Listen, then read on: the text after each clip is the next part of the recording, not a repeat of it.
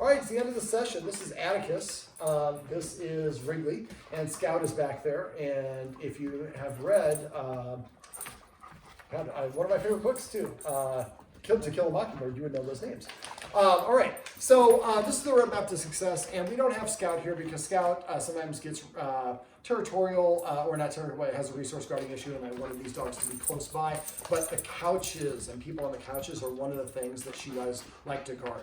And the Guardian's very astute to have actually identified not only some of her warning signs, but some of the triggers of things that she does like to guard. So the video above it kind of covers that. I'm not going to go into detail, but do make yourself a list of that and systematically deprogram it. One of the rules we're going to talk about is not being on the furniture. You might want to work on, make this the very first thing that you work on for the resource guarding, and take care of this, and then make the furniture off limits, because that way we hopefully fix the problem, and then we don't practice being on the furniture for a while, and then when the dogs eventually, if they are ever allowed back on the furniture, hopefully that problem won't ever resurface. Now, the first thing we talked about is exercises. These are three pretty high-energy dogs, and the Guardians do a good job of walking them, but a lot of times the walks come a little bit later in the day. Dogs kind of are saving their energy. It's percolating. These dogs probably sleep 16, 17 hours a day. When they're asleep, they're recharging their batteries. And so when they're recharged, once the batteries are, I'm ready to go. So I went over some creative ways of exercise, but before I get to them, I want you to remember, if the dogs start playing too roughhouse in here, they're bouncing around or giving you a behavior you want, ask yourself how long it's since you've gotten they've got some exercise, and if it's been longer than an hour, I would take that dog to the stairs and do the doggy stairmaster, which is the first form of exercise I suggested. Doggy stairmaster with an empty stomach, show the dog you have a treat, throw the treat to the bottom of the stairs, let the dog see it. When it runs to the bottom of the stairs and licks it up, come up with a funny word that means to go down south, call it like Cancun. And then show the dog you have a treat at the top of the stairs, call it back up. When it comes back up, pop the treat in the mouth, and then say Canada. Remember, the treat goes in the mouth first, then they hear the command word immediately after. Not just for this exercise, for any time you're treating. If you're going to reward the dog with attention, I would do it the same way. Sit, sit. So I told the dog what to do, and then I started petting it, and I labeled why I'm petting it by saying the command word again. Also, make sure you're saying it consistently. Sit and sit are two different words. So there's nothing wrong with saying either one of them. Just make sure you're consistent. It just makes it easier for the dogs. So for the doggy stairmaster with an empty stomach, throw those treats up and down the stairs until Atticus is like, you're crazy. Give it another 99 times. That's my limit. Well, once we know what his maximum number is, we can exercise him about 50 to 75% of maximum number, multiple times a day. And we don't know what that maximum number is, so we're going to play around with those elements. We're going to max him out the first time, then we're going to figure out how much in that 50 to 75% range he needs. So one day maybe we do four doggy stairmasters where we're doing 30 up-downs each time. And then at the end of the day, you give him a letter grade. You grade each dog separately in that exercise journal we talked about. And let's say he gets a D+. Well, next day, instead of doing 4, let's do 5. Or instead of doing 420 or 430s, maybe we do 440s. So the idea is to play around with the elements. Now for the exercise journal, a blank page for each, new page for every day. Make a dog's name at the top, make a column for each one, and the time is on this axis. And you write down the time, how many up, downs on the stairs. The time, how long the walk was. The time, how many fetches, I guess, instead of time. And then anything else that's dog related. If they get in a fight, write down the time and what happened between who and who. If there's barking or they jump on the couch and they do something you don't like, you want to write that stuff down. What we're looking to do is collect data so that we actually recognize after a while we can flip through and look at the data. You know what? Every time it's longer than 3 hours since Wrigley's had some exercise, that's when she jumps on the couch or whatever the case may be. So you kind of that data will help you analyze what you need to do and put yourself and your dog in a position to succeed. So the doggy stairmaster is one. Chasing the laser is one where Wrigley seemed interested. We didn't try it with the other two dogs. Might want to try it if they do like it. That's something you might want to use. Just remember, if the dog's whimpering, whining, acting manic or crazy or drooling a lot, that's probably not healthy for that dog. And there's some situations where one dog in the house can do it, other dogs can't. That's okay. That's okay. She just finished her bully stick. And so other ones that we can do, feeding out of a snuffle mat. I would get a snuffle mat for each dog. I would also get an Omega treat ball or 2 or 3, and that way you can feed them out of those. That's okay. This is just a video for you guys. It's okay.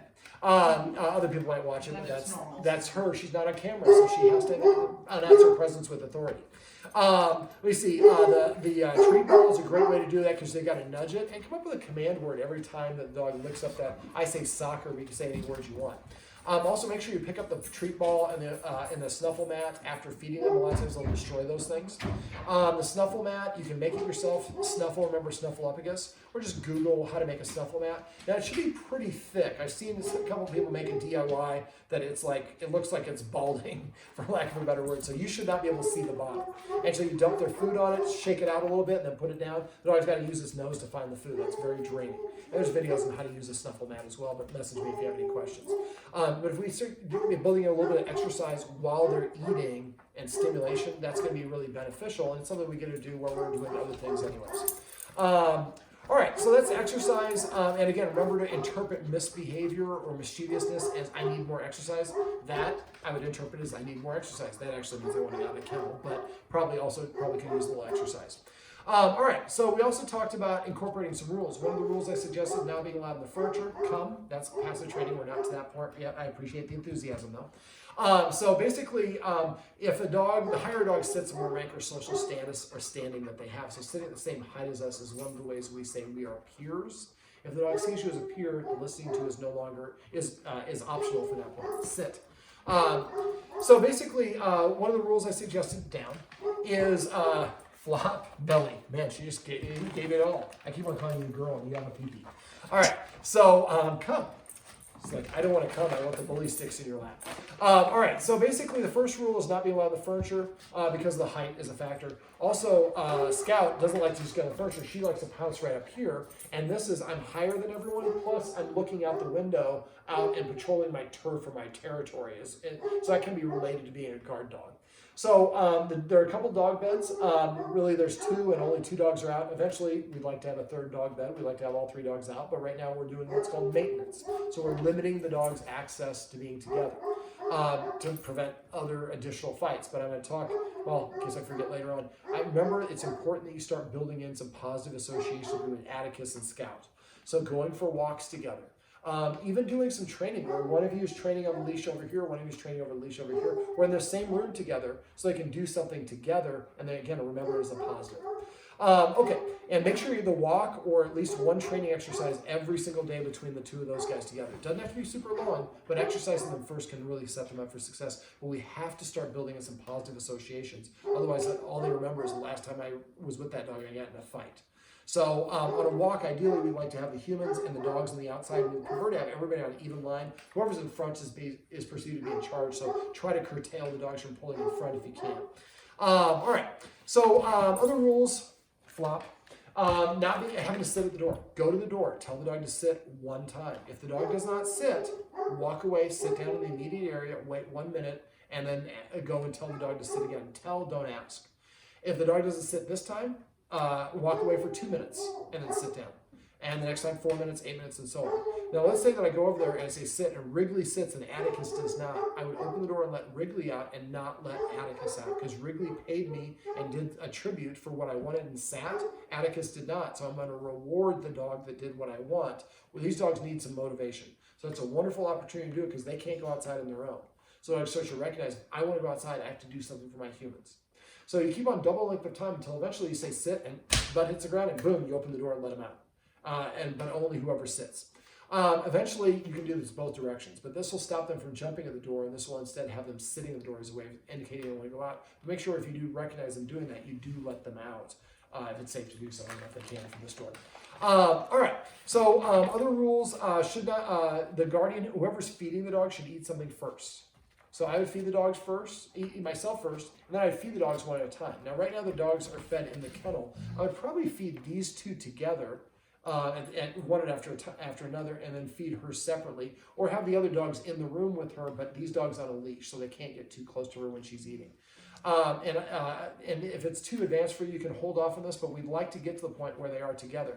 But be careful of Scout being near another dog, especially if the energy and the passions are running high. There's something called redirected aggression. Dogs like, well, I'm mad at Atticus, but I can't get to Atticus because this leash, so I'm going to go ahead and nip Wrigley. And the guardians are nodding off camera, so that's something I think that probably they're aware of has happened in the past. So we would just make sure excitement is often the tipping point. Remember, excited is not necessarily happy for dogs. When they have their mouth open, they're like, we interpret that as a smile, but it usually means they're stressed or out of breath. So, and also because we identify that they're associated, so we try to get our dog more and more excited each time. And then, well, if I'm going to have surgery, the last thing I want my surgeon to be is excited. I want her to be calm and focused and relaxed so she didn't cut open the wrong organ. So same thing for your dogs. The more excited they get, the more prone they're going to be to making mistakes. So if you are going to get the dogs together, make sure you exercise them separately first. Give them 10 minutes to recover and take that factor out of the equation. Other rules, not be allowed within 7 feet of the humans who are eating. The humans eat in this little area, and there's a nice tan carpet here. So the dogs should not be allowed on the tan carpet when they're eating. When the food's gone, they can come and go as they please. Shouldn't be allowed in the kitchen when we're preparing food, but the rest of the time come and go as you please. So remember to practice that and pick and choose your spot. So go over there and drop some treats on the ground like I demonstrated to you. Use those escalating consequences when only one dog's in the room. Keep doing that until the dog stays out consistently. Then you can bring the next dog in and practice. When you get your 2 best dogs, you want them practicing together, probably these 2, and then they stay. And then eventually we can hopefully have Scout come back and be a participant as well. All right, so one thing I didn't go over here is how to teach a dog to leave a room. What I usually do is I'm not going to disturb them because they're awesome right now and nice and tired, benefit of more exercise. So show her that she got a treat and roll it about 3 feet outside the boundary. When she goes and licks it up, say the command word, put in context, say out. The next time, roll a treat that direction. And roll a treat, I'd say that direction, they're going to jump over the couch. They're athletic dogs. But we want the dog to practice exiting the room from different areas without any temptation here. So the temptation, the reward is there. I have no problem going and get it, and we're labeling it mark and reward as MR is what we call in the dog world. So when the dog gets there and licks up, we would mark it by saying the command word and while it's getting the reward. So now leaving the room is something I like to do. I would do that with your kitchen, any other area in the house that you want to ask the dogs to leave on a regular basis.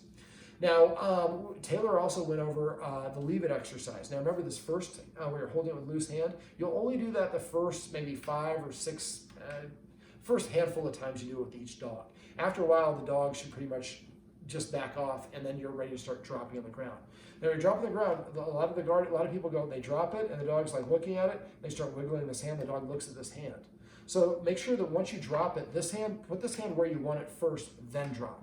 And when you drop it from about no more than 6 inches. I usually like to drop it here, and the progression is collapse, cage, hover.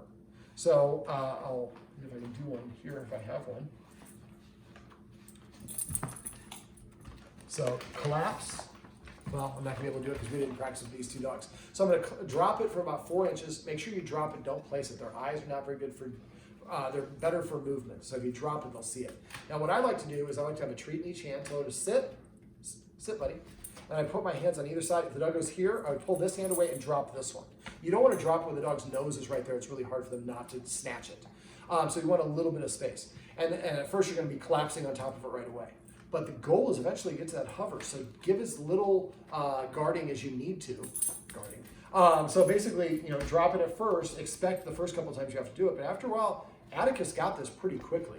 And so what I would do is then start kind of hovering a little bit. And you cage, so you're on the floor, but you can collapse down if you need to. Eventually, you're just hovering. So the progression is first we're going to have the dog just back away from it, and then they get the treat. And this is when we're saying the leave it command. We're not saying leave it till it goes into till we do it off the floor. The next stage will be want the dog to leave it and then to look up at us in the face, and then we can leave it. At that stage, then we're going to drop it, and they look up at us, and we elongate how long they do it. Remember to practice this in different rooms of your house, and don't. And I wouldn't have the other dogs around. And again, exercising them ahead of time earlier will help. Okay, so and if you forget how to do that, go to my website or just message us, and we can send you a link to me or Taylor doing the leave it exercise. Okay, so the other things we talked about were petting with a purpose, pass training. Actually, Taylor did a good job of talking about this. So petting with a purpose is if he comes over to me and he's nudging me for attention and I pet him, he's telling me what to do. If I pet him, then that validates, yes, you're the boss of me. So when the dog nudges you, give him a counter order. Sit. When they sit, pet him under the chin. Say the word sit, not good sit, just the word sit. Notice somebody didn't sit, somebody's not getting any attention. So pay based on what you want. Not a lot of people go out of the way to be fair. I'm going to make sure both dogs get a treat. Well, if I assigned a homework to you and one of you did it and one of you didn't, I would have no problems giving one of them a bad grade. Down. So that's the same. So use the same principle for your dogs. So eventually you get to the point. So for petting with a purpose, if you want to pet the dog, or the dog tells you to pet, you're going to give it a counter order, tell it to sit or to lie down. No shakes. I probably suggest you don't practice any more shakes at all. It gets most dogs in trouble. So if the dog's already sitting here, it has to sit here or ask it to lay down. It has to do something different. It has to change its state to earn the privilege of your attention. When it does, pet it on its chin, say the word sit, if it does it within 3 seconds. If it doesn't do it within 3 seconds, lean back, do a little painting, talk, check your phone, watch a little TV, do whatever you want. And so the dog understands that the only way that if I don't do what she wants, she's got other things going on. Playing hard to get works great for dating. They also works great for dogs. So after a while, the dog will miss that attention and realize sitting isn't that much. And they'll start sitting in front of you to prepay for the attention. When they do, make sure to reach under, pet them on the chin, just say the word sit, and then pet them as much or as little as you want. Now, remember to use the watchword paycheck if you suspect someone's petting without a purpose. If someone says paycheck to me, I'm petting a dog, I have to stop, even if I did it right. Tell them to sit. If the dog sits, I pet it on the chin, say sit, and say to my partner, actually, I asked the dog to sit. When you came in the room and opened the door, he stood up and I continued petting him, and David said it's allowed. And I'm David, and I do say it is allowed. But the idea is we don't realize how to pet without a purpose. And even if you want to pet the dog, tell the dog to sit. Now, if I'm dealing with 2 knuckleheads, and I say sit, and I really wanted Atticus to sit, but Wrigley sits, I'm only going to pet Wrigley. Jealousy is a strong motivator. It works great for dogs. So a lot of times I like to pull out a treat and just say sit or come. Whoever comes first gets the treat. Whoever comes second or third doesn't get a darn thing. Unless they give the same effort that I carrot half and give each one. But now you have a motivation for them to, they're competing to be obedient. Right now they're competing to be disobedient. They don't show a lot of respect for personal space. So these exercises and keeping you off the couch, all that stuff will help have a little bit more decorum. All right, so that's petting with a purpose. Use the word paycheck if you suspect someone's petting without a purpose. Passive training is waiting for the dog to organically offer the behavior on its own. So earlier when the dog, Wrigley came to me, I petted him and said, come, because he came. I didn't ask him to come. A lot of times when we give the dog a command word, our command words are often the end of fun. I'm outside having a great time yelling at the squirrel. You ask me to come inside, and then you close the door and I can't yell at the squirrel anymore. Well, I'm not going to listen to you next time because you're just a buzzkill. Well, this we don't do that. We just wait for the dog to organically do it on their own. So we talked about drop and video above. Hey, sit. Sit. Somebody didn't sit. How did that happen? Yeah. So remember, if they're roughhousing, not disagreeing is the same thing as agreeing. So, and remember, you have 3 seconds to correct your word. So be Johnny on the spot. There's a difference between 1 second and 3 seconds. Do it as quickly as you possibly can. All right. So passive training is just waiting. So I'll do it here when he does something. I'm just waiting for him to do something that I like. Most of us train our dogs to misbehave because they come to us. We take it for granted. Come. That's passive training. That's not really something I want, so I can't reward that.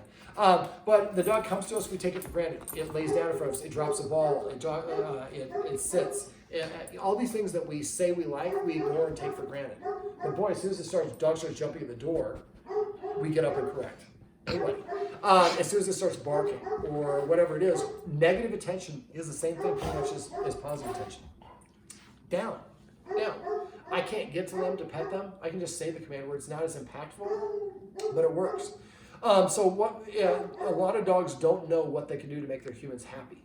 Well, if you start petting them when they do the things that you want, that's going to cause them to be more inclined to want to do those things again. And after enough repetition, they'll start sitting in front of you to prepay, like I said, for passive training. Name all your individual toys. If you have one, that little beaver, call it Bushy Beaver. Whatever the names are that you want to use, just so we're consistent, so you can tell the dog to go get one specific thing.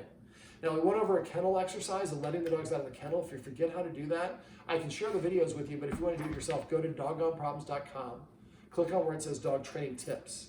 That's the page where I have all my videos. There's a search box on the right side of the page, at the bottom of the page. Type in Ray, like Star Wars character, R-E-Y.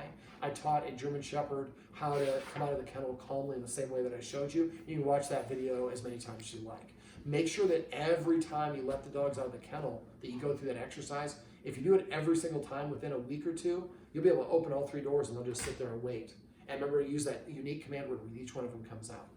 And last thing, I guess, well, a couple last things. Make sure that if your dog misbehaves or doesn't behave the way you want, ask yourself, have I taught the dog how it's supposed to behave in that situation? Most of the time we have not. If you haven't, then set the dog up for success, flop, by exercising as much as it needs, giving it 10 minutes to recover, then recreate that situation where you are able to pay full attention to it. And you make it the easiest version of that situation possible. Then you break it into individual steps. Step 1 for the kennel, just standing there waiting for the dog to settle. Step 2 is starting to reach for it. And remember, don't go all the way to it. We just think, I'm going to open that latch. It might be 5 times before I can reach back and forth. And Wrigley kept on getting up, and we just kept on going back and forth. And Wrigley eventually stayed seated, and I was able to open the door, and he stayed seated. He didn't sneak out once, so make sure you're pretty cautious about that. The more he sneaks out, the more he's going to. But after a while, the dogs will learn just to stay calm in the kennel. Also, if you want to work on a little bit more self-control, once they're all sitting at the door to let them out, you can message me and I can share the video to teach you how to teach your dog to stay at an open door and wait for permission to go out the door. I'm trying to think. I went over the 4 escalating consequences. If you forget what those are, message me. I'm happy to go through those. I don't like to do those in video. It's one of those secret sauces you have to actually hire the chef for. Is there anything else you want me to go over? Okay, make sure you're always eating something before you feed the dog. And then again, I would try to feed them in the order of their rank. And if you have to use leashes or whatnot, that's fine. But I would like them eventually to start eating in the same room together. Again, use leashes, use the tools that we need to keep them comfortable. But don't worry about that one right away. I don't have a problem with you working on the rest of the stuff. It's going to take you about a month to get in the habit of all these new things. But use those watchwords. Other couple watchwords I use, I say vocabulary. If we're saying a different version of the word, you might want to come up with a list of the official designated command words. Come here, over here girl. That's a lot of versions. So if it's just come or here, then we can say vocabulary. If I say come here, you say vocabulary, thank you, come. Just makes it easier for us. Also, I say repeat or rerun if we're repeating a command word multiple times. I think that's about it. I say a lot. I wish I wouldn't. But that's pretty much it. Well, let's pan to the floor and we can see the benefit of a dog behavior session. This is usually the signs of a successful session. The dogs are sprawled out on the floor like drunken sailors. All right, well, this way back there, we have Scout, and then we have Wrigley here and Atticus, and I'm David, and this is the roadmap to success. Remember, everything you do trains your dog, only sometimes you need it.